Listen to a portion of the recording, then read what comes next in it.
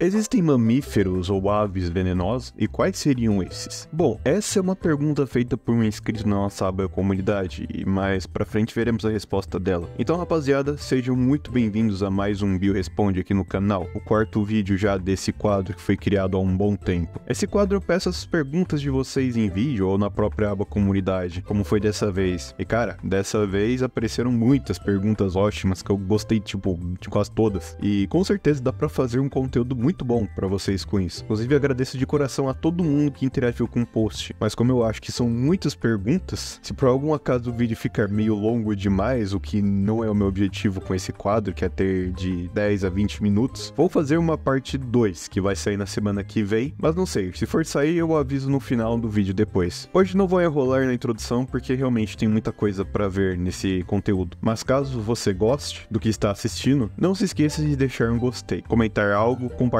o conteúdo para quem possa se interessar, e é isso. Não se esqueça também que tem o Seja Membro ativo no canal. Se você gosta dos vídeos e quer apoiar financeiramente o nosso canal, já que dá bastante trabalho cada vídeo que é feito aqui, tá aí. Então, agradeço essa galera que se tornou membro. Enfim, vamos para o vídeo. Pergunta 1. Você precisa conhecer de forma profunda química inorgânica ou física para ser biólogo? 2. Qual é a teoria mais atualizada sobre a origem da segmentação nos artrópodes? 3. Quanto tempo dura a faculdade de biologia? 4. O quanto uma nota do Enem de química ou de redação afeta a sua aprovação em uma faculdade? Cara, em questão de conhecer de forma profunda química inorgânica ou física, pela minha experiência é algo bem necessário. Até matemática você precisa saber, porque dependendo do que você trabalhar, você vai precisar quebrar a cabeça com muita coisa, tipo estatística, por exemplo. Mas em questão de física, tem muitos exemplos que posso dar. Mas um que gosto bastante quando alguém me pergunta sobre é vou usar como exemplo a fotossíntese. Fotossíntese tem como um de seus objetivos a transformação energética, usando energia elétrica produzida por consequência do contato de fótons na folha e a convertendo em energia química no processo. O processo de transformação de energia é nada mais que física. Trabalhar com energia no geral é um processo físico e você precisa entender isso para entender a vida no geral. As leis da termodinâmica é algo que você precisa entender também. Essas leis são aplicadas no nosso sistema biológico. Não só isso, como pode ser aplicado no funcionamento de um ecossistema, como na própria cadeia alimentar. Enfim, eu vou transformar isso em um vídeo,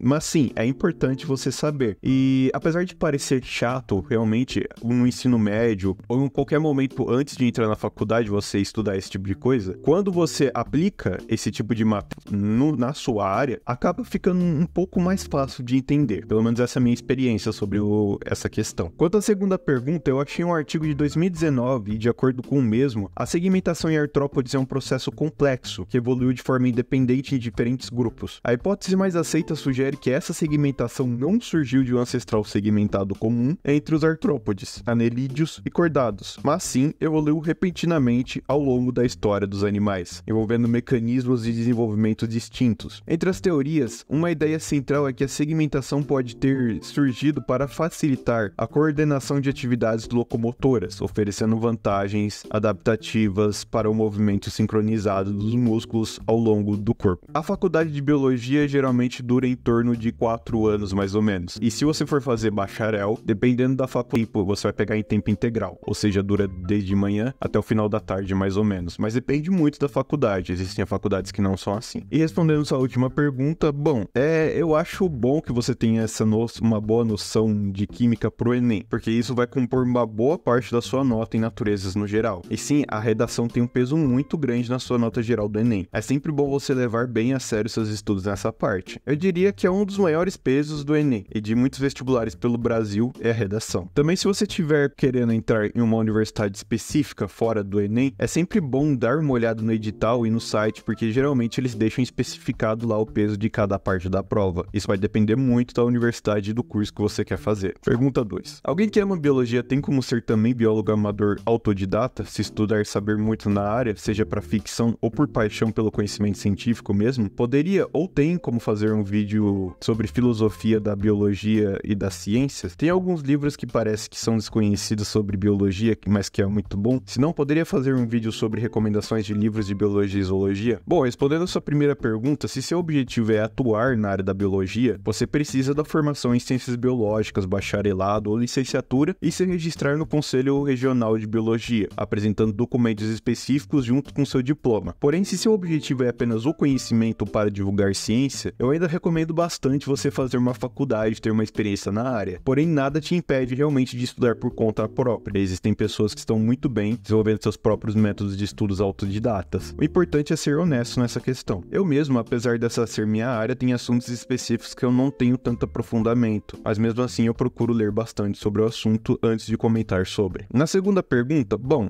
na verdade faz um tempo que eu tô querendo colocar conteúdo envolvendo filosofia e outras áreas também nos meus vídeos junto com a própria biologia, principalmente a filosofia, que eu gosto bastante dessa área. Livros sobre biologia dependem bastante. Uma leitura mais técnica, uma leitura mais simples, qual que é o seu objetivo, o que você deseja ler? E desconhecido eu acho uma palavra bem relativa. O que você considera como desconhecido? Mas sim, eu posso fazer um vídeo recomendando livros que eu gosto bastante. Um livro aí que já não tem tanto uma linguagem técnica que eu li recentemente foi A Vida Secreta das Árvores. Eu peguei um tema inclusive para fazer um vídeo sobre isso aqui no canal. Qual a melhor definição do que é uma espécie? Bom, uma espécie é um grupo de animais muito próximos geneticamente, que se reproduzem entre si e que estão separados e isolados de forma reprodutiva de grupos semelhantes. Essa é a definição principal que o pessoal coloca para uma espécie. Mas uma definição que eu gosto de usar, uma outra definição, espécie é um momento de uma estrada evolutiva que está sempre andando e nunca para. Uma analogia que um amigo meu que gosta de fotografar aves me falou que eu gostei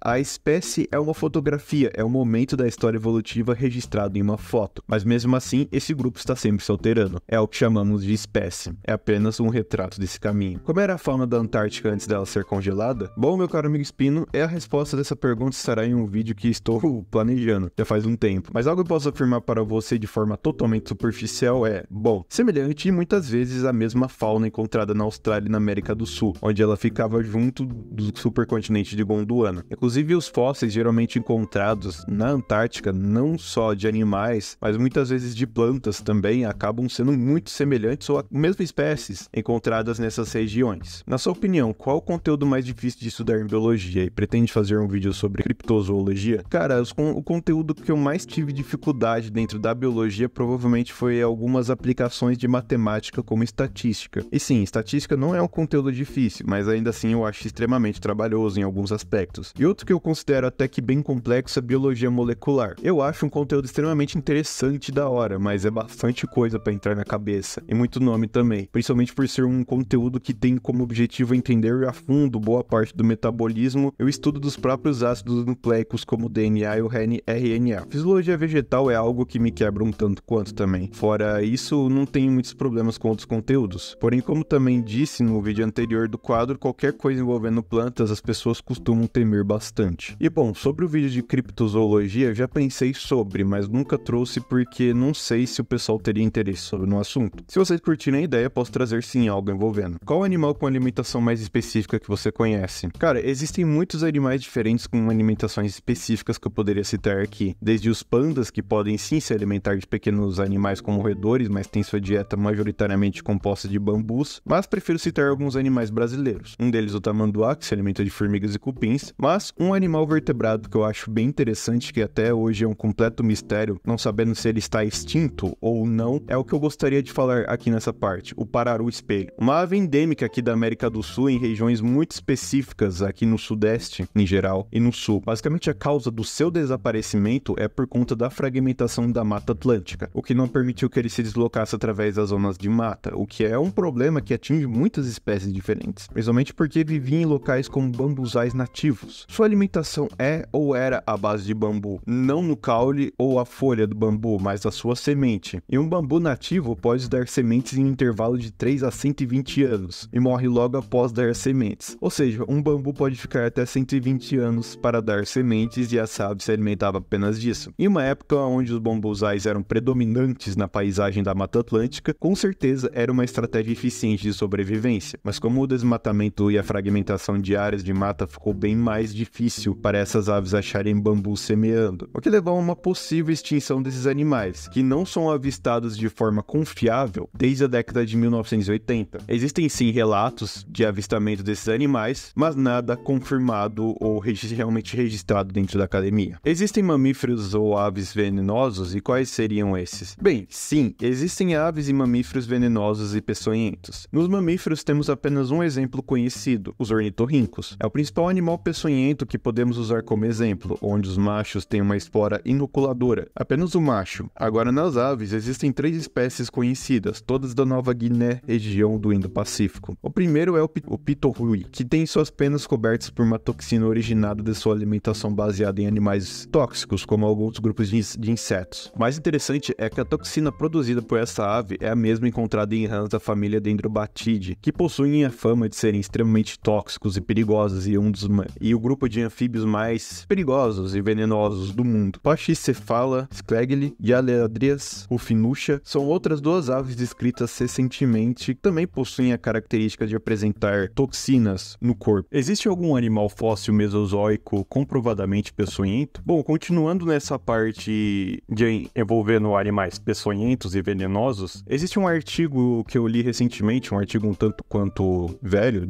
se eu não estou enganado, publicado em 2006, onde ele explora a hipótese dos mamíferos antigos, o grupo dos mamíferos, na verdade, ter se originado como animais originalmente peçonhentos, com essa característica se perdendo ao longo de várias linhagens e se mantendo apenas em algumas, como os ornitorrincos. O autor do artigo, ele examina alguns fósseis do grupos de mamíferos como Bubiconodon e Zangieuterium, que são mamíferos do Mesozoico, onde eles têm estruturas semelhantes a esporões de inoculação de peçonha, de veneno. Então, sim, existem mamíferos no Mesozoico, só que assim, de acordo com o que eu li no artigo, ele não é comprovado, mas é uma hipótese de que provavelmente esses animais eram sim peçonhentos. Existem indícios e evidências no caso que apontam isso. Espero ter conseguido responder essa pergunta. Enfim, rapaziada, seguinte, eu vou fazer uma parte 2 desse vídeo, já que ainda tem muita pergunta, tipo, só uma pergunta que eu achei aqui já dá um vídeo inteiro, e eu agradeço as pessoas que fizeram essas perguntas, mas fiquem atentos aí, eu vou preparar um vídeo já pra semana que vem, pra postar o mais rápido que eu conseguir. E é isso, agradeço por terem assistido até aqui, falou pra vocês.